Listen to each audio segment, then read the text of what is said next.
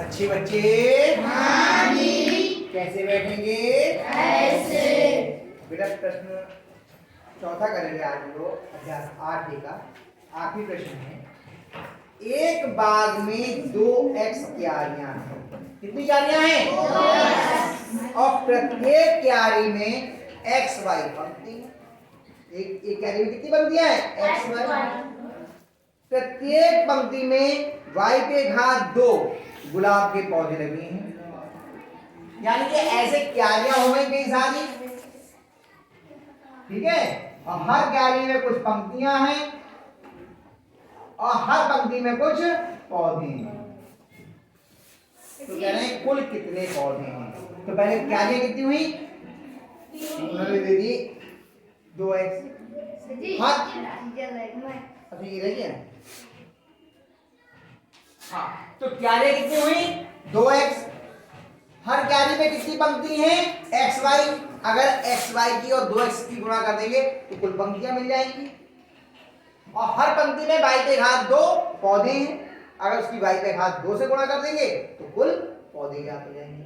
तो पहले प्रश्न में आपको क्या है? कुल पौधे भी ज्ञात करने हैं। हम तीनों की गुणा कर देंगे। कुल पौधे बराबर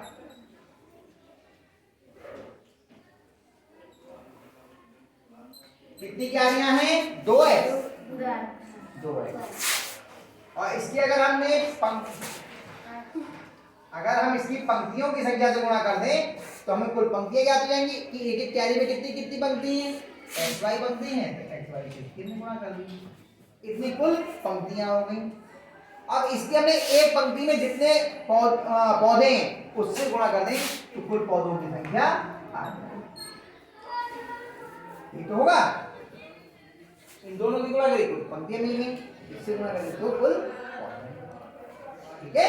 अब करने के लिए क्या नियम है? पहले चिन्हों की गुणा, फिर संख्याओं की गुणा और फिर बीजों की। ठीक है बेटा। अब चिन्ह तो ये भी धनात्मक, ये भी धनात्मक, ये भी धनात्मक, एक भी ऋणात्मक नहीं है तो धनात्मक आएगा। फिर यहाँ गुणा कितना है? 2। यहाँ कितना है? 1। यहाँ कितना है? 1। 2 एकम 2 और 2 एकम 2।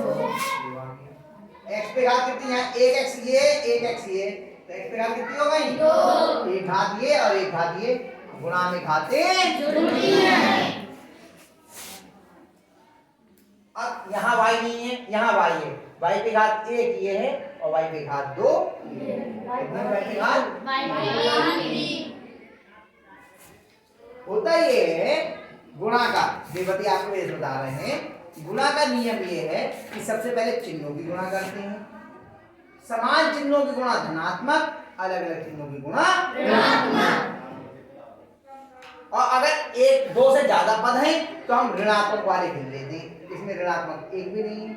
अगर ऋणात्मक की संख्या सम होती है तो धनात्मक और विषम होती है तो ऋणात्मक। और विषम है ही नहीं ऋणात्मक तो धनात्मक होना है। फिर गुणा में घातें जुड़ती हैं। ये हमने पढ़ा था घातांक में, जिनके आधार x है। तो x आधार ये है और x आधार ये। यहाँ पे x की घात 1, यहाँ पे x की घात 1, कितनी हो गई x पे घात? 2। यहाँ पे y पे घात 1, यहाँ y पे घात 2, y पे घात कितनी हो गई? 3। तो दिखते आ गए। अब उन्होंने शायद ये दिया है, हाँ, x और y का मान दिया है, वो रख के बताना है आपको। इसमें x बराबर कितना है? 3 और y बराबर कितना है? 2। अब आपको ये मान रख के बताने कुल पौधे कितने होंगे। तो हम करते हैं कुल पौधे बराबर, कुल पौधे कितने हैं हमारे पास में? 2x पे घात 2 y पे घात 3। x और y का मान रख दें। x तथा y का मान रखने कितना जाएगा? 2 गुणा x की कितना लिखा जाएगा? 3। 3 पे घात 2। ध्यान रखिए 2 के बाद 2 और x के बीच में क्या का निशान है? गुणा का। बिना गुणा के रख देंगे तो ये 23 हो जाएगा। इसलिए आप यहाँ पर सारे चिन्ह अवश्य लगाएंगे। जब बीज होते हैं तब हम गुणा का निशान नहीं लगाते, लेकिन अगर हमारे पद में अचर आ जाते हैं तो हमें गुणा का निशान लगाना अनिवार्य है। गुणा फिर से गुणा लग जाएगी और y की जगह पे यहाँ पे कितना जाएगा 2 2 पे घात 3। अब पहले इसे विस्तारित रूप में लिखें, ये तो गुणा होगी या सीधे लिख दीजिए 2 गुणा 3 पे घात 2 का मान कितना होगा 3 तिया 9। 3 से गुणा 3 पे घात 2 का मतलब क्या हुआ 3 गुणा 3 और 2 पे घात 3 का मतलब 2 गुणा 2 गुणा 2 बराबर कितना 2 दूनी 4 4 दूनी 8। अब इसे गुणा कर लो 2 ने 18 और 18 अट्ठे बेटे 20 से बाहर याद कर लो 18 अट्ठे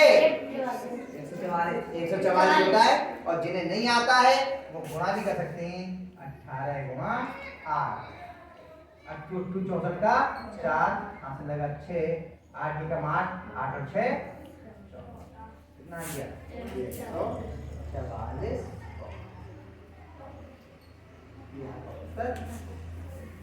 आ गया समझ में जी। अभी यहाँ से उतार लीजिए और उसका स्वयं करने का प्रयास कीजिए। ये अभ्यास आपकी पूर्ण हो गई। ठीक है।